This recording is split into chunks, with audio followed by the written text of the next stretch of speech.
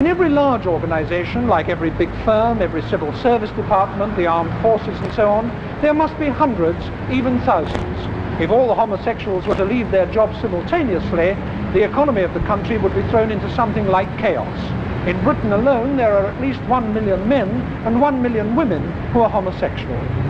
Now, for some reason, the law takes an entirely different attitude toward the two sexes in this matter.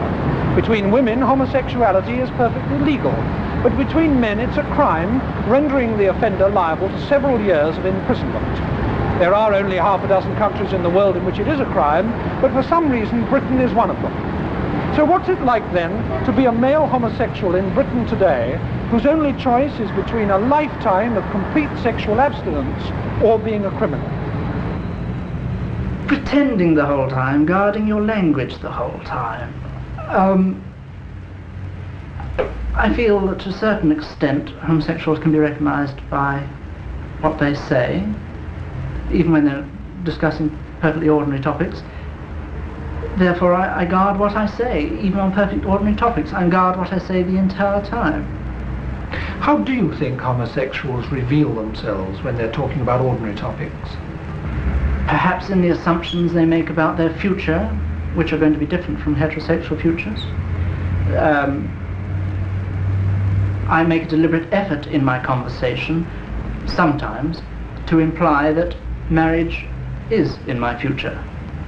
But talking at ease, I might give away the fact that, in practice, I know it's not going to be any part of my future.